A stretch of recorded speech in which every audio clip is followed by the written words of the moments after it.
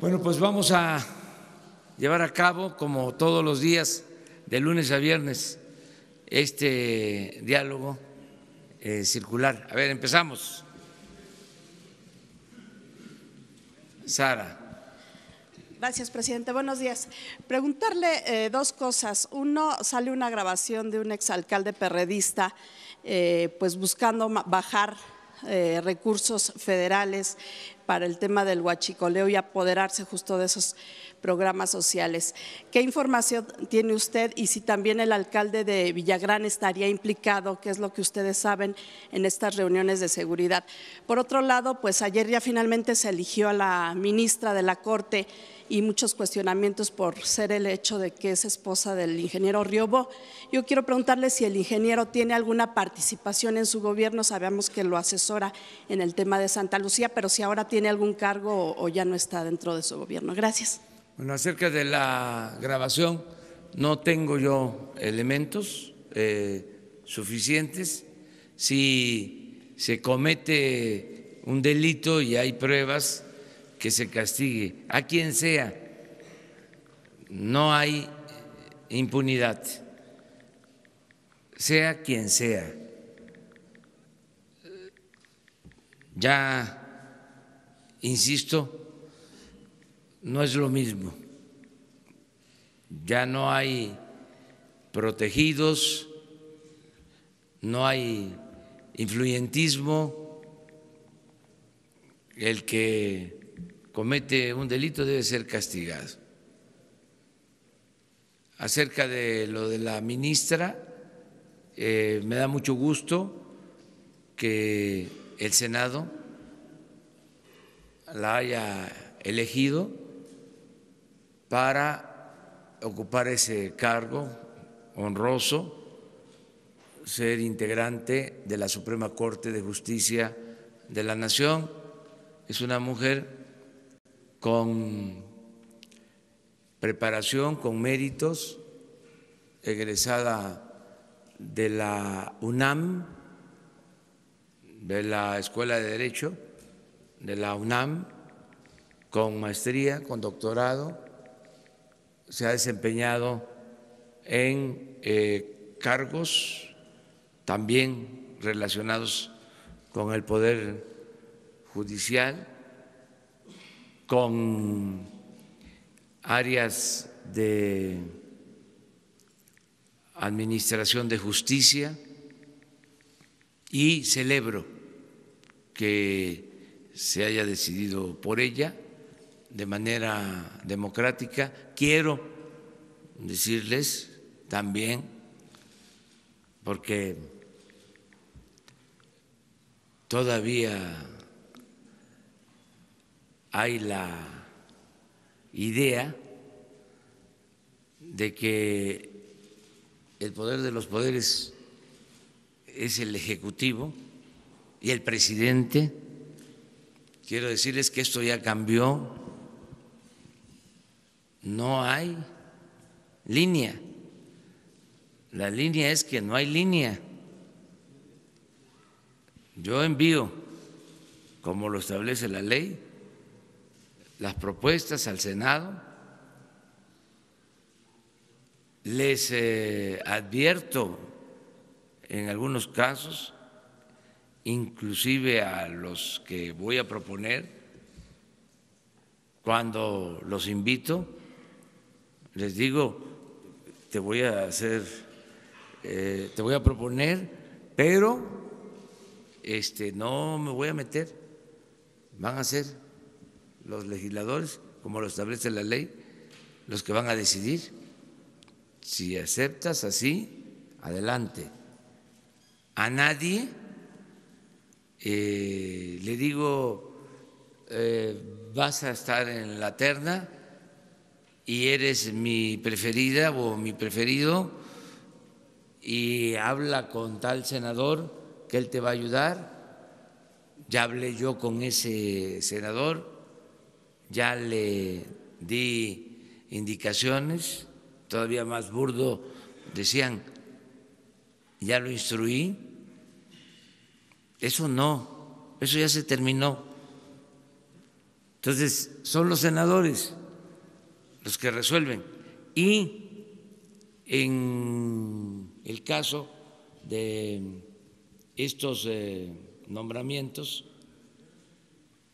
estoy enterado, informado, porque me llega la noticia de que en el grupo de legisladores de Regeneración Nacional, cuando se tiene que tomar una decisión, que es el grupo mayoritario, hay una elección previa. Y el que gana la previa es el que es impulsado. Y no es obligatorio, porque puede votar a alguien a favor de un precandidato o precandidata a un cargo y luego ya en la votación general mantiene su postura o la cambia. Pero digo, tienen ya procedimientos que no se veían anteriormente. Estamos en el terreno de lo inédito, la verdad. Estaremos hablando de cambios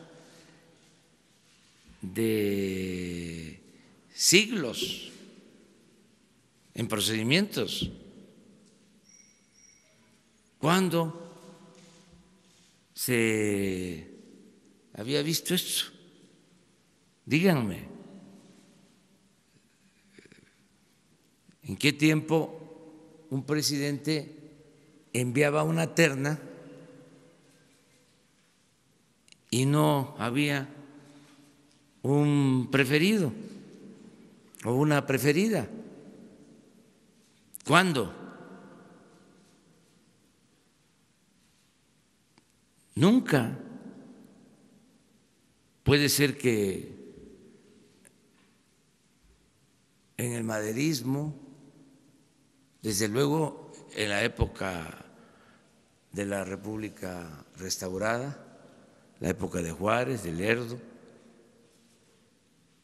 pero en el sexenio pasado, si yo era opositor cuando iban a integrar el Consejo de el INE y antes de que los nombraran,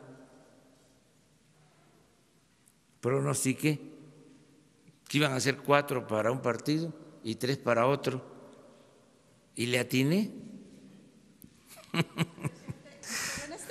En este caso, sin demeritar la carrera de ella, que por supuesto puede tener mucha trayectoria, sin duda, lo que se cuestiona aquí es si realmente hay independencia o si no puede haber un conflicto de interés por este tema de que su esposo es asesor de usted. No tiene ningún cargo aquí, y sí me ha ayudado mucho, y él es un ingeniero también,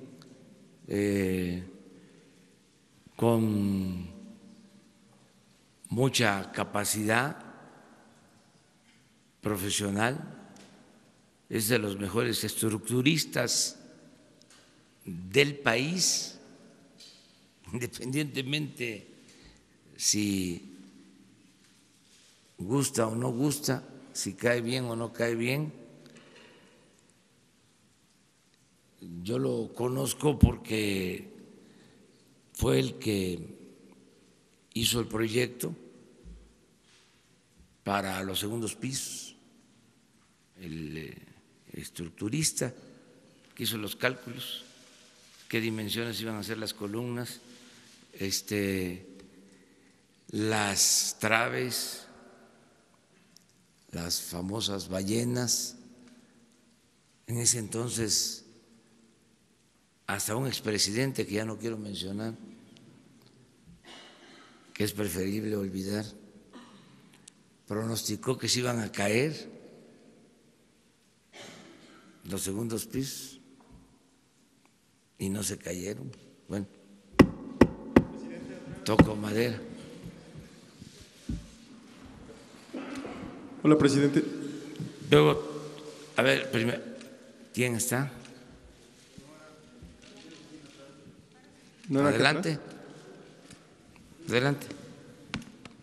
Hola, presidente. Soy Agustín Velasco de Uno TV. Quisiera preguntarle sobre esta ecuación, esta fórmula que mencionó el lunes en su informe de los 100 días para regular el precio del combustible de la Secretaría de Hacienda. ¿Cuál es esta fórmula? ¿Por qué se ha retrasado como lo mencionó ese día? Tengo tres preguntas. Esa sería la primera. La segunda es acerca de funcionarios, exfuncionarios de la Sedesol, que ahora han pasado al Banco del Bienestar, funcionarios ligados con Luis Miranda Nava, quien era el exsecretario de Desarrollo Social, y ahora están pues bueno, colaborando con el Banco del Bienestar. Específicamente le menciono los nombres, serían Samuel Toledo Córdoba, y también estaría colaborando bueno, él es uno, y también Lázaro Moguel, que serían los dos ex colaboradores de Luis Miranda Nava que estarían ahora en el Banco del Bienestar. Y finalmente, presidente, ayer la Universidad Jesuita de Guadalajara publica un estudio acerca de una red coordinada de simpatizantes del presidente, de usted, que han pues bueno, implementado estrategias para atacar a la prensa cada vez que sienten que se le está cuestionando de manera injustificada. Artículo 19, esta organización que defiende la libertad de expresión, publica también una opinión acerca de que esta red se está apoyando también de algunos youtubers, de algunos blogueros que llaman a la prensa chayotera o vendida, y esto se adereza además con el discurso presidencial de llamar a la prensa fifí. ¿Qué opina de estos estudios que se publican? Y pues bueno, esas serían mis tres preguntas. Gracias. Bueno, la primera es sobre los precios de los combustibles. Yo hice un compromiso en campaña que voy a cumplir, como todos los compromisos, y consiste este compromiso en que no va a haber aumentos en términos reales en el precio de gasolinas, diésel, gas, luz. Entonces, estamos definiendo el mecanismo para que si por aumentos en el precio de las gasolinas que se compran en el extranjero, porque estamos comprando nada más de gasolinas 600,000 barriles diarios. Entonces fluctúa el precio internacional. Entonces, si sube el precio internacional, Pemex tiene que aumentar el precio a los distribuidores, y esto desde luego impacta en el consumidor final.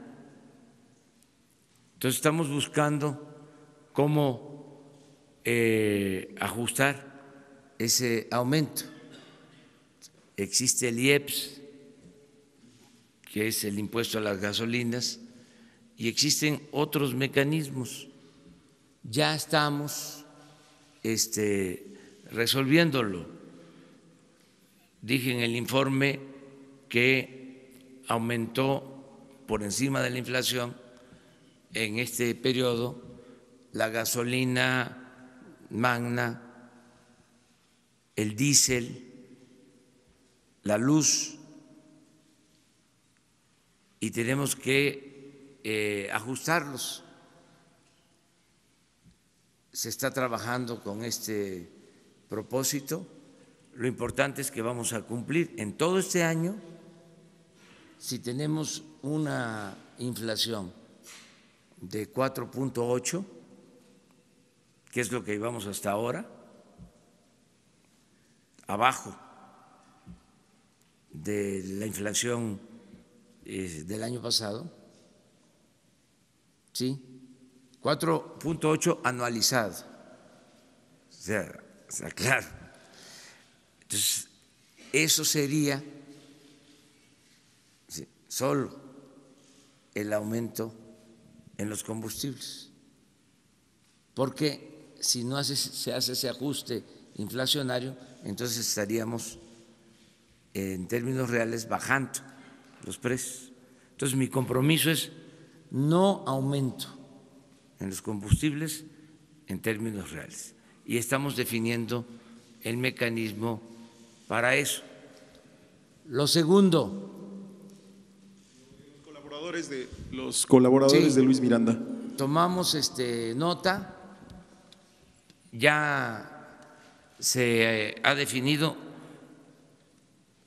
nadie que haya estado en dependencias y que tenga participación en actos de corrupción va a trabajar en nuestro gobierno. Entonces, por más que cambien, que pasen de una secretaría a otra, así como está sucediendo en este momento, que ustedes están haciendo esta denuncia y les agradecemos mucho, y hablo de ustedes para no personalizar y que no vaya a haber represalias en contra de nadie, además somos todos, y así nos debemos de proteger, ¿no? Para que siga fluyendo la información.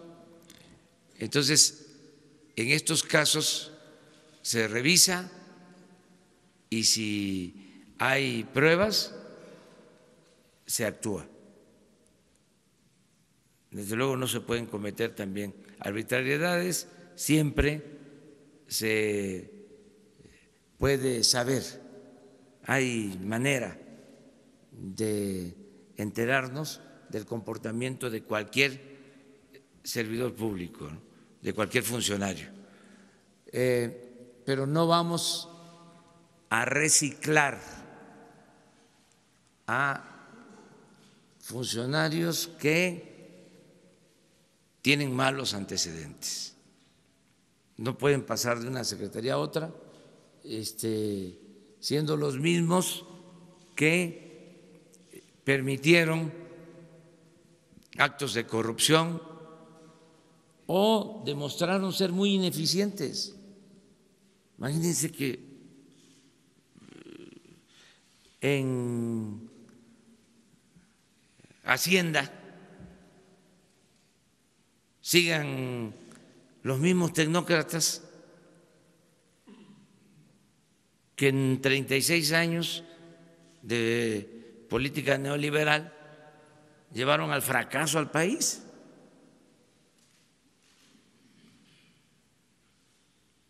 ¿Cómo?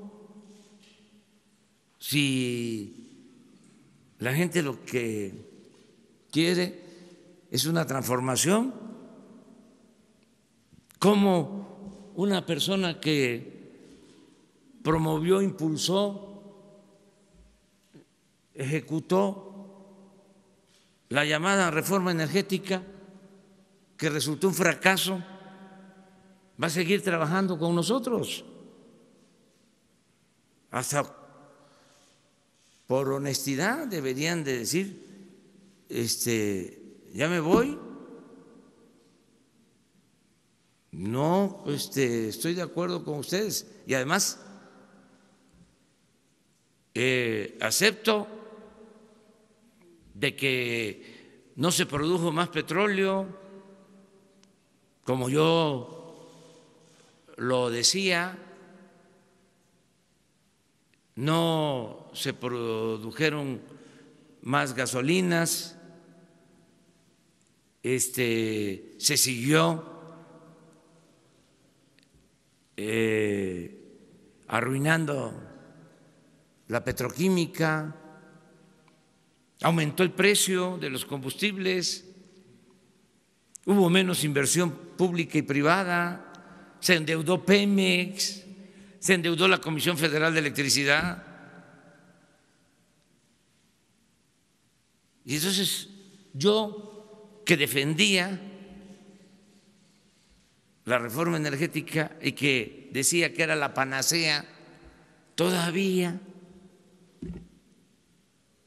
con cinismo, conchudo, hago como si nada hubiese pasado y me quedo a trabajar en un nuevo gobierno que tiene una política económica distinta. Es un asunto de honestidad. Por eso también mi cuestionamiento a la prensa fifí, para contestar tu tercera pregunta, porque son conservadores con apariencia de liberales, son especialistas en la simulación. Ahora resulta que este estudio nos cuestiona porque hablamos de la prensa conservadora, de la prensa fifí, y a ver, ¿quién hace el estudio? ¿Qué universidad es? Es la Universidad Jesuita de Guadalajara. ¿No piensa, presidente, que esto generaliza una idea en contra de la prensa en general? No, no. El que nada debe, nada teme. O sea, o ustedes se sienten de la prensa fifí. Este es otro asunto.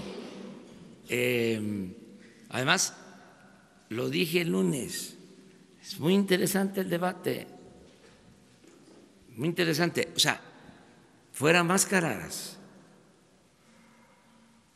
nada de que soy independiente, soy objetivo, soy profesional, no tengo partido,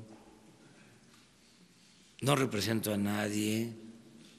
No, además es mejor decir, yo tengo esta postura y nosotros ejercer nuestro derecho de réplica.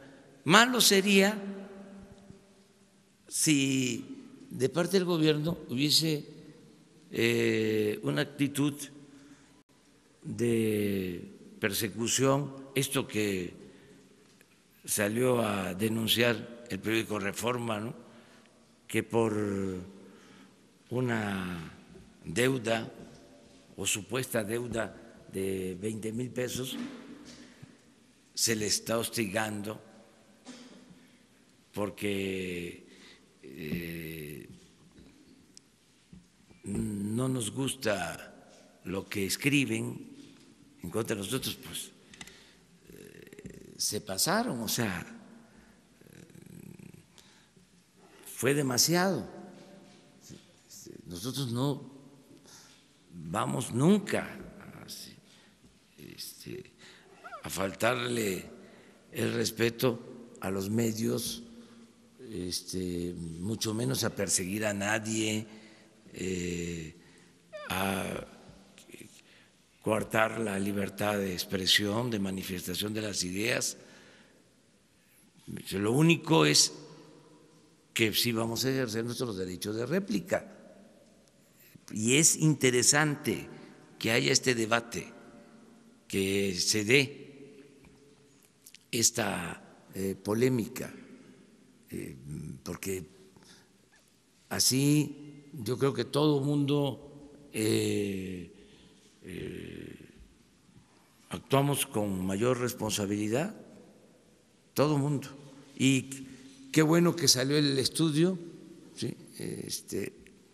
De esta universidad, pero no es cierto, o sea, que haya un grupo promovido por nosotros para defendernos en contra de los que nos cuestionan o nos critican, además con derecho y porque es legítimo. No existe eso. Nosotros no tenemos bots. Ese es el tema o uno de los temas con el conservadurismo.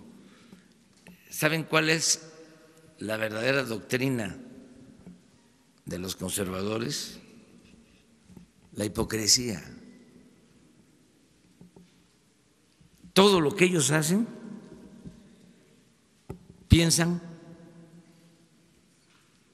que lo hacen sus semejantes. Eso es característico del conservadurismo. Cuando las guerras sucias, ¿se acuerdan aquellos videos del populismo? Pues ya hay información de que sí estaban financiados por el conservadurismo. Bueno, me van a obligar ya, ni modo, me cuesta mucho trabajo a mí, les voy a entregar el estudio, se los voy a entregar. ¿Se acuerdan aquellos que fueron? Es un documental, El populismo en el mundo, el populismo, segundo capítulo, Argentina con Perón, el populismo en Venezuela y el populismo en México, ¿no? Con ya saben quién. Entonces, ¿se acuerdan de ese documental? A lo mejor aquí ya no lo podemos pasar, pero ahí lo recomiendo que lo vean. Pues ya se probó de que fue financiado por un grupo y aquí del país. Se pagó a una empresa para hacerlo. Entonces, que conste que ustedes lo plantearon. Señor, ya perdón. había comentado acá, sí. Señor presidente, son 3 preguntas. La primera, publicamos hoy una entrevista con el presidente del INAI, con el señor Francisco Javier Acuña. Él dice que hay un riesgo de, y eso lo dice él, hiperpresidencialismo, si es que los órganos autónomos se les sigue criticando desde esta tribuna. Su opinión acerca de esta consideración que dice el señor presidente del INAI a través de esta entrevista. La segunda, se emitió una suspensión provisional en Chihuahua por parte de un juez a las medidas del gobierno federal para retirar los recursos, a las estancias infantiles. Piden que se regrese al esquema anterior. Si nos puede también hacer un comentario acerca de esta definición de este juez y qué va a hacer el gobierno en este caso, si se va a acatar esta suspensión. Todavía sigue el proceso de juicio, de amparo, evidentemente, pero mientras, ¿qué va a hacer el gobierno ante esta suspensión provisional? Y la tercera, señor, aquí habíamos comentado hace unos días acerca del delegado especial en Veracruz, que es el caso que documentamos varios, que estaba recibiendo un salario superior al suyo. Nada más para saber si ya se corrigió esto y si ya el salario de este funcionario ya no rebasa el del presidente de la República. ¿Qué información tiene al respecto, por favor? Bueno, lo primero es… lo de la entrevista del presidente del INAI, Sí. Francisco Javier Acuña. Sí, pues somos libres, voy a ejercer mi libertad siempre digo lo que pienso, responsablemente. Ayer hablábamos del caso de los jueces, que como nadie decía nada, podían liberar a cualquier presunto delincuente de manera impune. Si estos asuntos se tratan, se ventilan, ya se contribuye a que estas cosas no sucedan.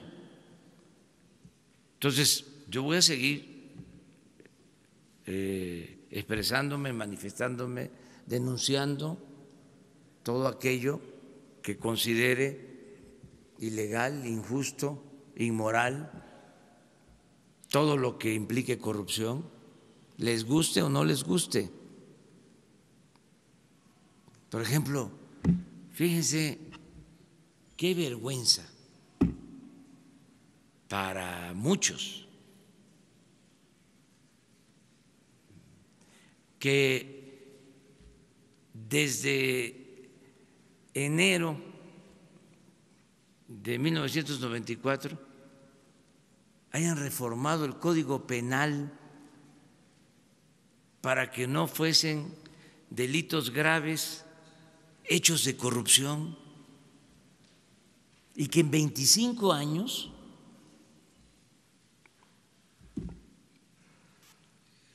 se consideraran como no delitos graves hechos de corrupción. ¿No les parece vergonzoso? Y en ese tramo se crearon todas estas instituciones. ¿Cómo se llama esta? El INAI. Se ha referido en ocasiones al INAI. ¿Pero cómo se llama? ¿Cuáles sus? Instituto Nacional de Acceso a la Información y Acceso a la Información. Sí. Imagínense, qué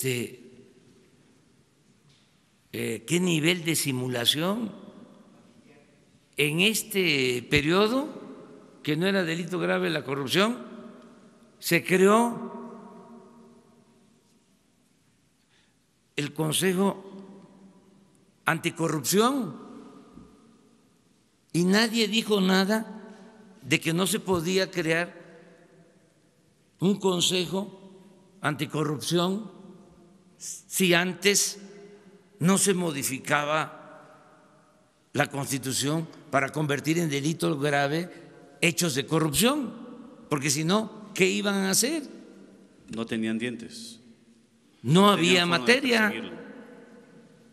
perseguirlo. Hablamos de cómo los que han sido detenidos por corrupción le tienen que dar la vuelta y los tienen que acusar de lavado de dinero. Entonces es una vergüenza. Entonces, que el señor entienda que ya no se puede seguir con lo mismo, se acabó la simulación,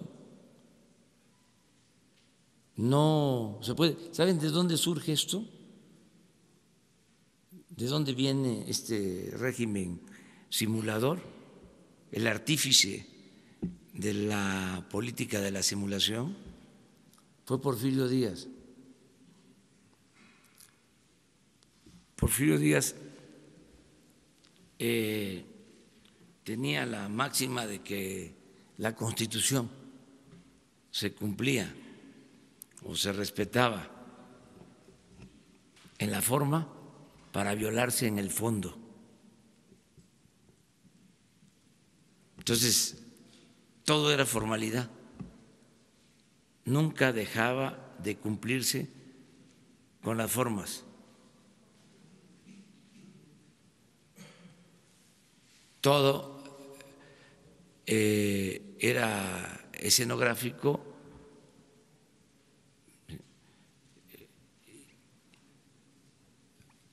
desde luego que habían elecciones, sí, pero se sabía por anticipado quiénes iban a ganar y se hacían las elecciones. Esa es la diferencia con Madero. Madero se enteraba por la prensa de quién había resultado triunfador, mientras Porfirio mandaba las listas con las famosas palomas mensajeras a los estados, y los gobernadores hacían lo mismo en sus territorios. Entonces, desde entonces, y la revolución no pudo con ese régimen, o sea, echó tantas raíces la antidemocracia, ese procedimiento, que no pudo la revolución destruirlo. Se avanzó en el terreno social, en lo económico, pero en lo político no. Esto de que dejó de estar don Porfirio, pero apareció doña Porfiria, es clarísimo. Y hasta ahora, hasta estos tiempos, imagínense modificar el Código Penal, son como 10 tipos de delitos relacionados con la corrupción que dejaron de ser graves. Les voy a entregar mañana el estudio que hicimos, porque por sensibilidad siempre me parecía extraño, y en una de esas le pedí a un abogado amigo: oye, investígame cómo estaba antes y cuándo fue que se cambiaron las leyes. Y cuando me da el informe y veo en el 94, pues como lo dije ya, sin comentario, ajustaron el marco legal para poder robar impunemente, sin castigo. Entonces eso ya cambió las cosas. ¿Y lo tercero? Bueno, venía lo de la suspensión a la medida de retirar los recursos. Se va a cumplir con lo que están ordenando los jueces, pero al mismo tiempo, cumpliendo con la ley, vamos a ejercer nuestro derecho a no permitir la falsificación de la realidad, a que no haya corrupción. Estamos levantando un censo, ya les he informado varias veces sobre esto, y les vamos a dar a conocer los resultados. Les adelanto algo: están mal los listados, no existen los niños, en algunos casos hay muchas irregularidades y actos de corrupción. Y la tercera era el salario del delegado de programas sociales en Veracruz. Habíamos comentado aquí hace días que estaba recibiendo un salario superior al de usted. ¿Este caso se revisó? ¿Cuál es? Eran 110,000 pesos que estaba recibiendo. No, nadie puede. Entonces se estaría… Pero el coordinador nuevo… Sí, el superdelegado que le llaman ahora en Veracruz. No, que estaba recibiendo más. Superdelegado. Sí, el delegado especial de su gobierno. Miren, como a veces en Palacio las cosas caminan despacio, hay algunos que todavía ni están cobrando, o sea, porque están haciendo su trámite. De todas maneras lo voy a investigar. Buenos días, señor presidente. Buenos días, señor presidente. Alberto Rodríguez, de SDP Noticias. Sobre esto que pasó de la refinería de Dos Bocas, el subsecretario Arturo Herrera pues tuvo que haber sacado esta información de que no se iban a ejercer este año los recursos de algún lado. No sé si usted sepa si en la Secretaría de Hacienda contaban con esta versión, que era distinta a la que tiene la Presidencia de la República. Y en este sentido también existe el rumor de que la Presidencia de la República ya había decidido no construir la refinería de Dos Bocas, pero que iba a esperar un tiempo para darlo a conocer. Le pregunto su opinión al respecto. Y la segunda, sobre el crecimiento económico, usted promete un 4%, es promedio, ¿verdad?, en el sexenio. Sí. Si se creciera a los números a los mejor escenario que pone el Banco de México en 2019 y en 2020, para los restantes 4 años tendríamos que crecer a un ritmo de 4.8%. Quiero saber si todavía está la apuesta en eso y qué papel puede jugar la iniciativa privada, cómo se le puede convencer de que siga invirtiendo en México. Gracias. Sí, bueno, mire, primero hubo un malentendido en las declaraciones del subsecretario de Hacienda. No existe ninguna contradicción o menos confrontación. Somos un equipo. Los que están en Hacienda son profesionales, gente de primera.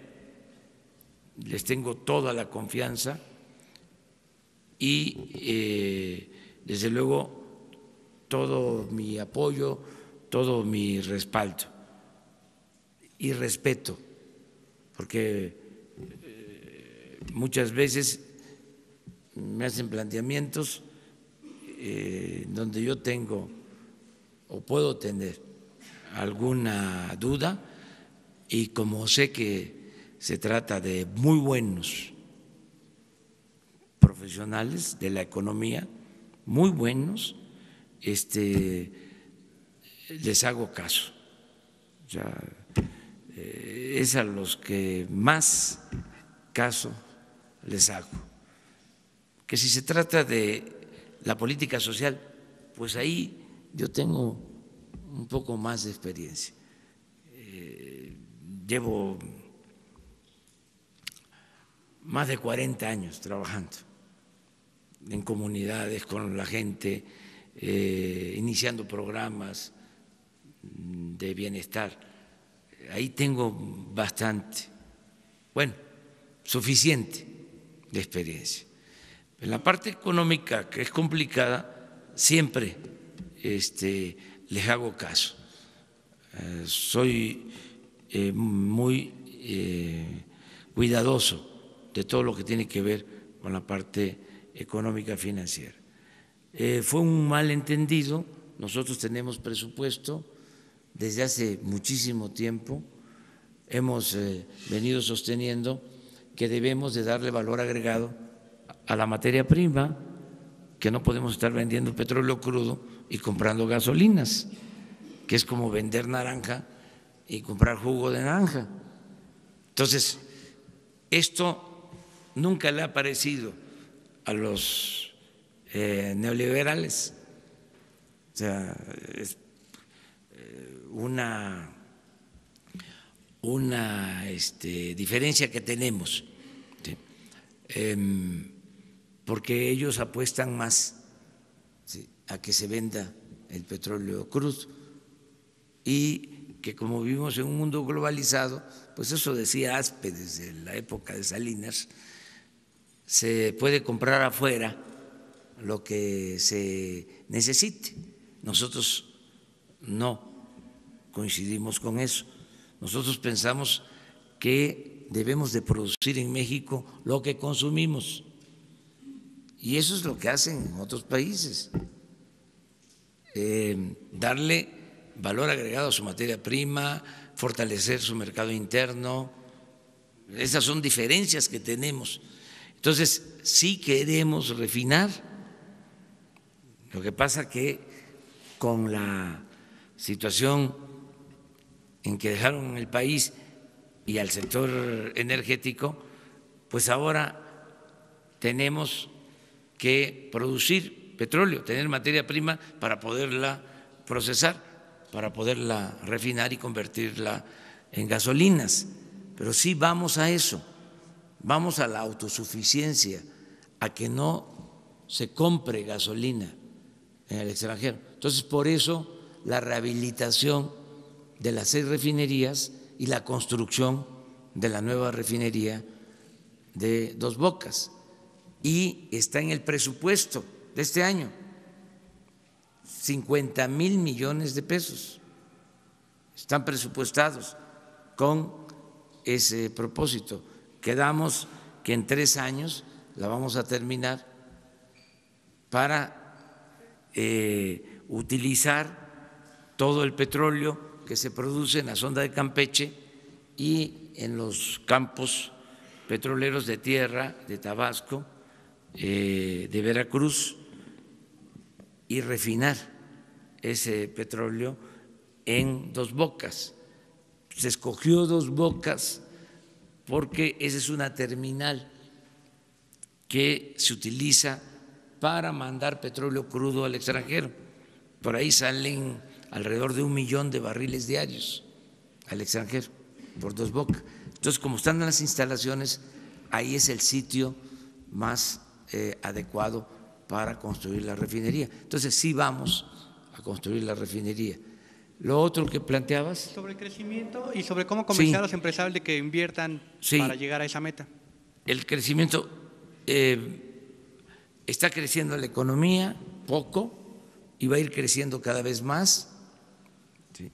Y el promedio es 4% como meta en el sexenio, lo que significa que vamos a crecer cada vez más. No es una meta inalcanzable. Se nos olvida que antes del periodo neoliberal traíamos crecimientos mayores al 4% anual. Desde los años 30 hasta el 82, 50 años, México creció a una tasa promedio anual del 6%. 50 años, 5 o 6%. Lo mejor fue el llamado periodo del desarrollo estabilizador con Ortiz Mena, 6%, además sin inflación, sin devaluación. Tuvimos una economía más estable que la de Estados Unidos. Entonces, 6%. Llegan estos sabiondos con sus fórmulas aprendidas u ordenadas desde el extranjero, cambia la política económica, empiezan a transferir bienes de la nación a particulares y el crecimiento en 36 años, 2%, un rotundo fracaso, porque si descontamos el aumento en la población en estos 36 años, el resultado es prácticamente 0 crecimiento económico. Entonces, ¿cómo no vamos a poder lograr el doble de lo que ellos hicieron en 36 años?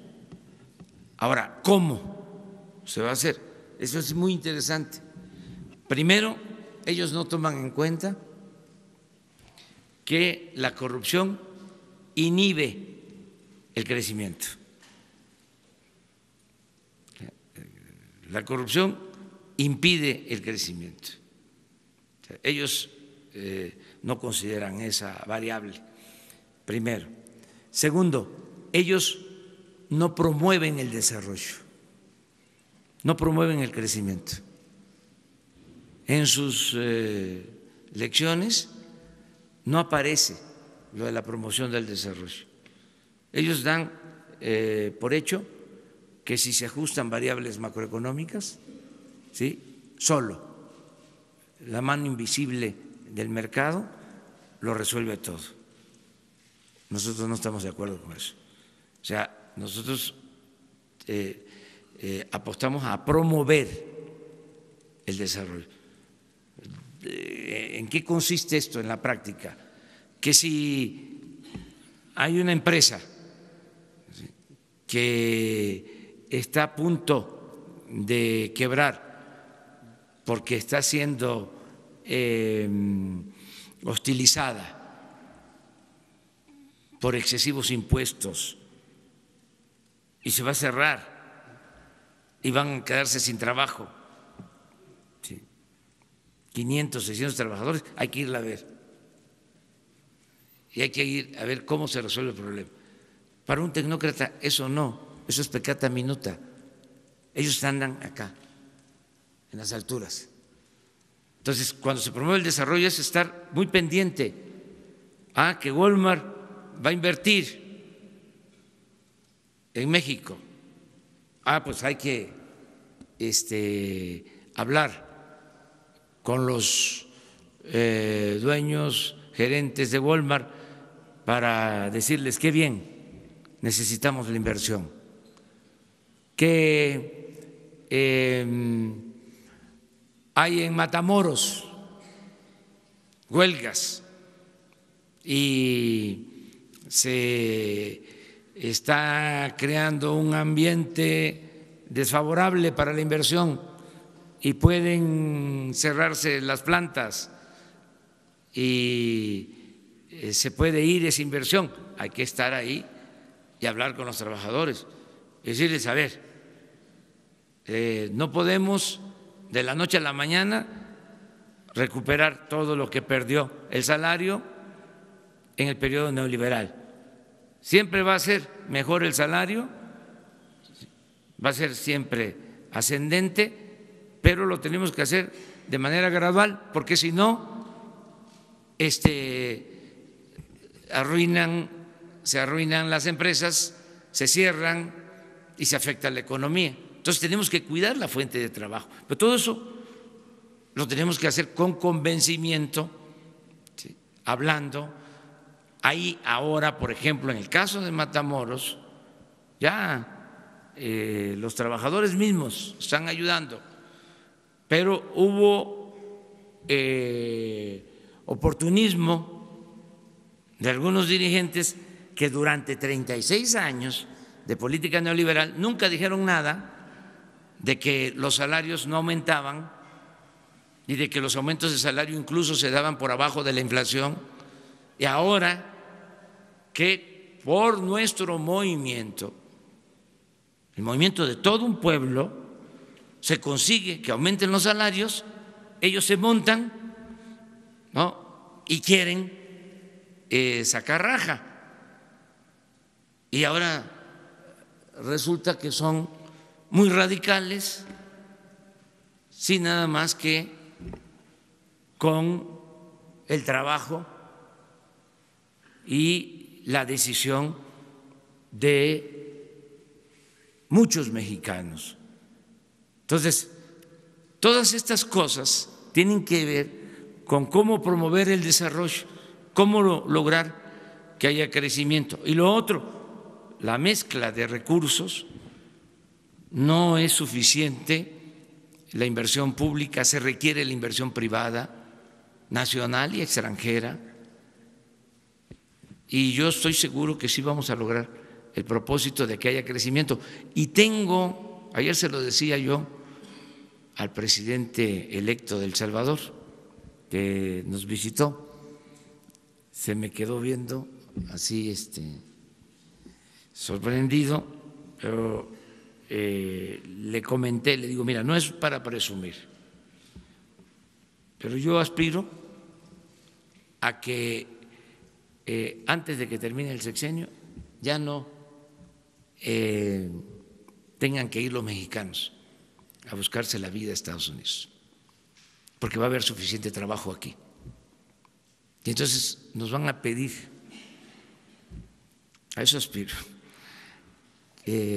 convenios especiales para que vayan trabajadores.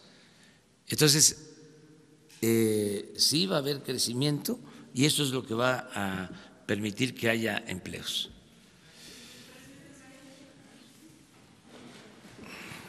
Buenos días, señor presidente. Mariana León, del Financiero. Un par de preguntas. Con este capital que se necesita para invertir en petróleos mexicanos, ¿consideraría las emisiones en la Bolsa Mexicana de Valores para motivar a que los mexicanos puedan comprar acciones? Es algo que ya se ha hablado, es una posibilidad. Y en este intento para hacer reflotar a la paraestatal, ¿hay alguna consideración respecto al sindicato? Y también ayer nos dieron a conocer la lista de los proveedores de medicamentos que usted ya había mencionado, este caso de corrupción que usted ha dicho en estas conferencias. Pero vemos también que muchas de estas empresas tienen contratos de duración de 1 año, que los últimos fueron firmados en diciembre al final de esta administración y que tienen una duración de este año. ¿Esto se puede revisar, estos contratos?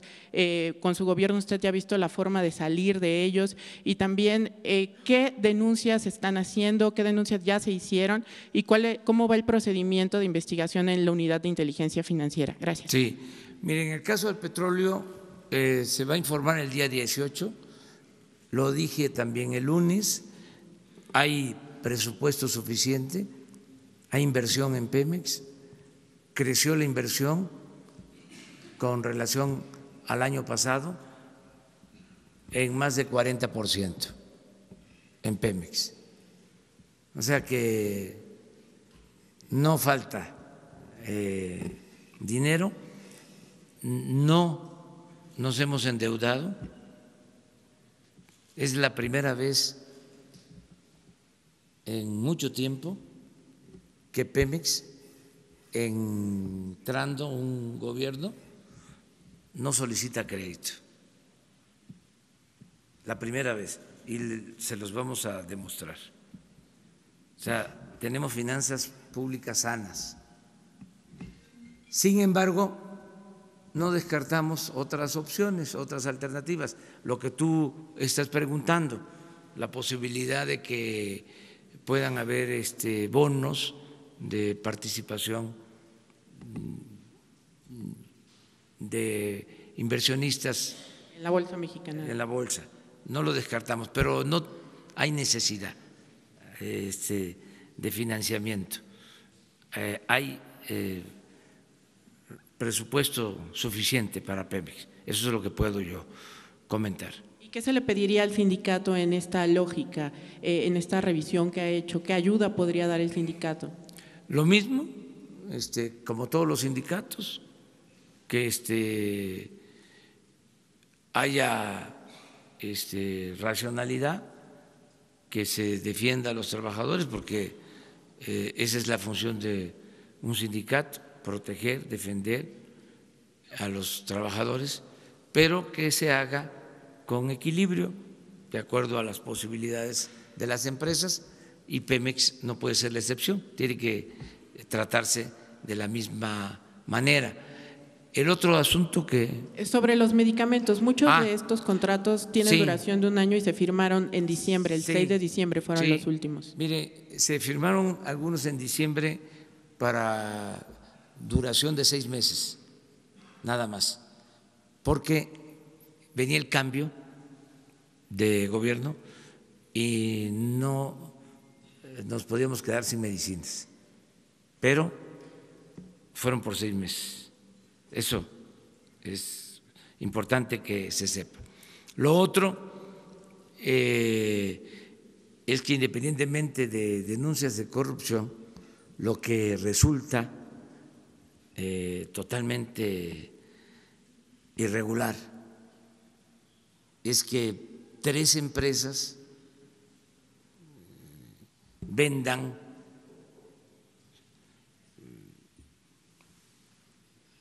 alrededor de 40,000 millones de pesos. Tres proveedores, 40,000. Entonces es mucho. Entonces hay un proveedor, de la información que les entregamos, que está vendiendo más de $1,000 millones al año. Entonces, ¿cómo le hace? O sea, ¿por qué tanta concentración? Y así está en otros casos. Yo les hablaba de que de todos los proveedores registrados, todos los contratos se quedan en el 1.5% de los proveedores. Entonces es muchísima la concentración, es monopólico. Eso no puede seguir sucediendo, ni en medicinas, ni en compra de alimentos y en otras adquisiciones, en telecomunicaciones. Todo eso se tiene que democratizar y se tiene que hacer con más competencia, se tiene que hacer buscando que no haya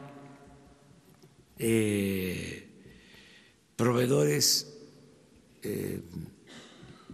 privilegiados, preferentes. Ese es el proceso, por eso la información que estamos dando. Sí. Qué bien que ya entregaron esa información. ¿Y qué otra cosa comentabas? Solo quería saber si hay denuncias específicas contra estas empresas, más allá de la concentración de… No, que yo sepa, no. Hay, debe de haber, pero de estas grandes, no, nada, o sea, nada, ni se sabía. Pero que su gobierno ya haya hecho o vaya a hacer específicamente. No.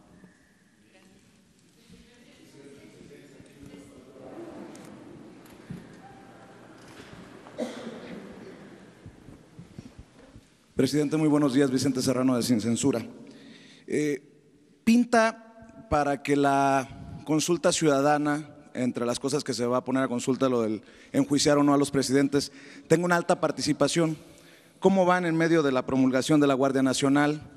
¿Cómo van rumbo a la consulta en medio de hacer grave el delito de corrupción? ¿Para cuándo? ¿Cómo? Y se van a dar en tiempos la consulta. Y una cosa importante, porque lo he percibido en redes de los mexicanos en el exterior, quisieran participar en estas consultas. Creo que ya le había hecho esta pregunta en algún momento. ¿Usted está a favor de que los mexicanos participen en estas consultas a futuro?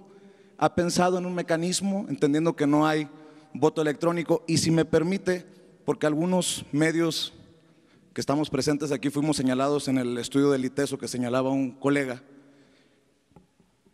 usted, perdón que se lo vuelva a insistir, tiene en sus manos también aclarar muchas cosas con la lista de los medios beneficiados el sexenio anterior, esa lista que se ha reservado. ¿No sería un buen momento para darla a conocer nuevamente? Porque dicen por ahí que el león piensa que todos son de su condición y no todos somos iguales. Muchas gracias, señor presidente. Sí, mañana o pasado, creo que mañana, se va a dar el informe sobre lo de las reformas a la Constitución, sobre la aprobación de la reforma para la creación de la Guardia Nacional, la de extinción de dominio, que es muy importante esa reforma, porque era lo mismo. Al corrupto, al que se dedicaba a la delincuencia, no se le quitaban los bienes, o era muy difícil hacerlo. Ahora todo esto se va a simplificar y vamos a crear una institución especial para que todos los bienes de corruptos y decomisos, expropiaciones a organizaciones criminales, todo lo que se confisque, se expropie a corruptos y a quienes se dedican a la delincuencia, va a entregarse a la gente con un mecanismo también expedito, se les va a devolver de inmediato.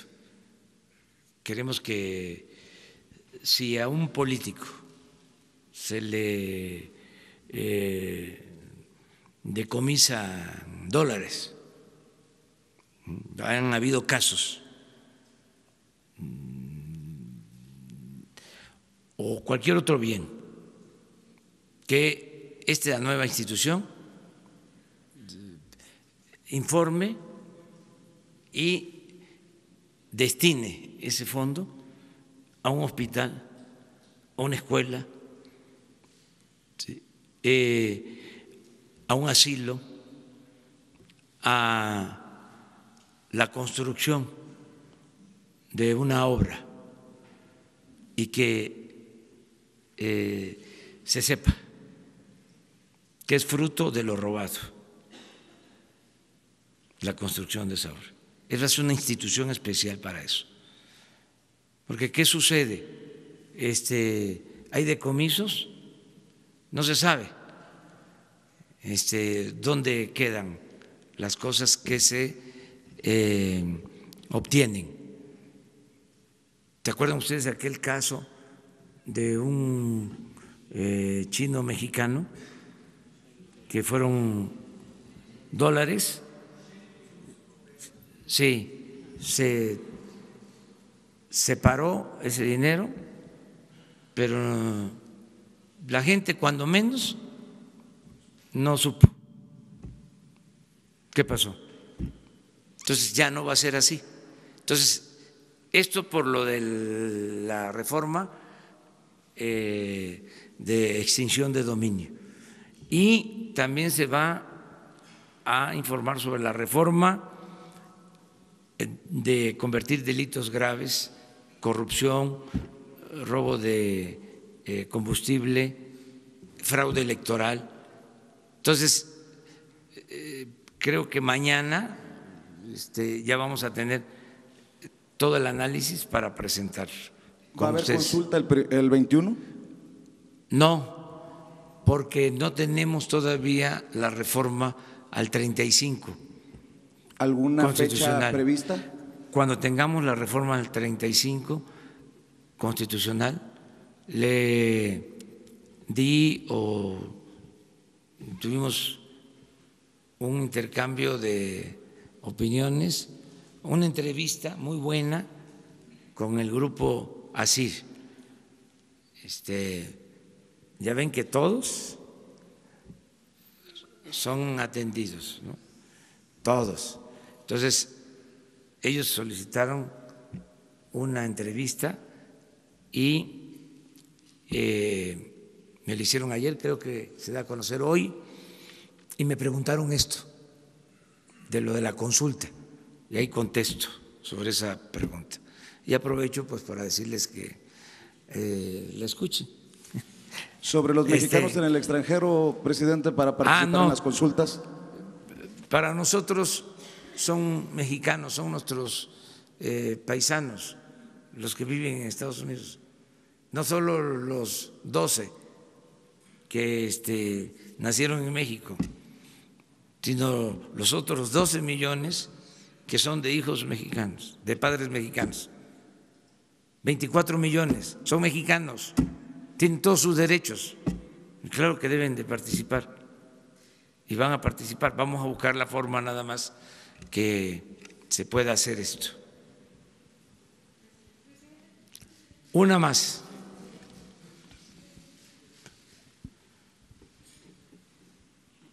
Marco Antonio Olvera, corresponsal de Radio Latino California aquí en México, señor. Mañana en la Cámara de Diputados el Partido Morena va a presentar una iniciativa para que los bancos tengan mayores ingresos con respecto a lo de las afores. Las afores de los trabajadores mexicanos han sido gravemente vapuleadas por los bancos. El martes o el lunes, no recuerdo, usted decía que bueno, se rió de cuál es la situación de los bancos, porque los bancos en México obtienen las mayores ganancias del mundo. Una, dos, cobran los más altos intereses en tarjetas bancarias y préstamos que ofrecen a los mexicanos que necesitan o que no tienen acceso al crédito. Quisiera que me diera esa opinión y ahorita le hago otra pregunta, por favor. Bueno, sobre eso hay que consultar precisamente a los servidores de Hacienda del gobierno. Yo les voy a pedir a ellos que den su punto de vista para ser cuidadosos, no omitir opiniones que generen incertidumbre. Vamos muy bien, hay mucha confianza en México, entonces una declaración mal hecha puede ocasionar intranquilidad. Entonces yo prefiero que los encargados de la política hacendaria hablen sobre este tema, porque vamos muy bien. Son 100 días en que el peso se ha fortalecido con relación al dólar. 100 días sin incremento en la inflación, 100 días de estabilidad en la bolsa, 100 días creando empleos, todavía no como quisiéramos, 100 días con crecimiento económico, 100 días mejorando el mercado interno, mejorando el consumo. Entonces, vámonos despacio porque llevamos prisa. Y la segunda pregunta, presidente, la Organización Mundial de la Salud dice que puede haber una pandemia en cuanto a la gripe. No sé si su gobierno está tomando esas medidas para solventar ese problema, si en caso, obviamente, la población mexicana se llegue a afectar. Estamos preparados, está muy bien integrado el equipo de salud. Tenemos el problema de la falta de coordinación, porque se fraccionó mucho el servicio de salud. Los gobiernos estatales atienden una parte, el gobierno federal otra. Dentro del gobierno federal tiene funciones la Secretaría de Salud, por el otro lado el ISSSTE, por el otro lado el Seguro. Entonces lo que estamos buscando es la integración del servicio de salud y cuando menos que haya dos grupos de población preferente, los que tienen seguro, los derechohabientes, los que tienen la seguridad social y los que no tienen seguridad social, los que no están inscritos ni en el ISSSTE ni en el Seguro. Entonces, nada más dos grupos. Y al grupo que no tiene acceso a la seguridad social, que no es derechohabiente de una institución, a ese grupo garantizarle atención médica y medicamentos gratuitos, el derecho a la salud. Y estamos preparados para cualquier contingencia. Okay. Y una última pregunta, presidente, si me lo permite. Hace rato abordó un poquito sobre el tema de los sindicatos.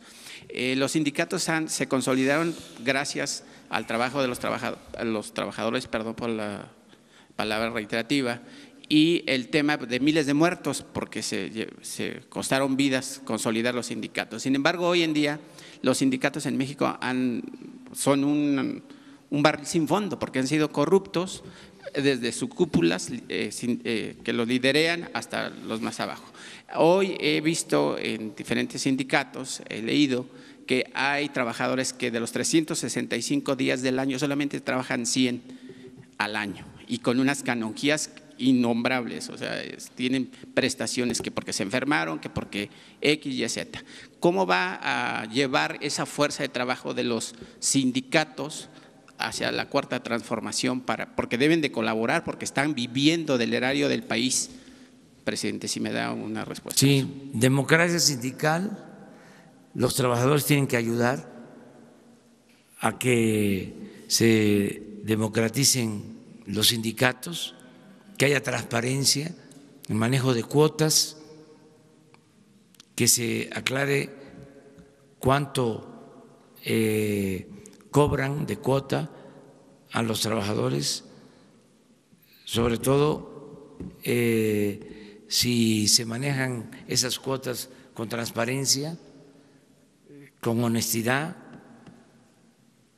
Todo eso se tiene que ir viendo, desde luego respetando la autonomía de los sindicatos, pero la cuarta transformación implica también democracia sindical. Ayer recibí al secretario general de la CTM y me estoy reuniendo con dirigentes sindicales, como me estoy reuniendo con representantes de todos los sectores. Es parte de mi agenda diaria.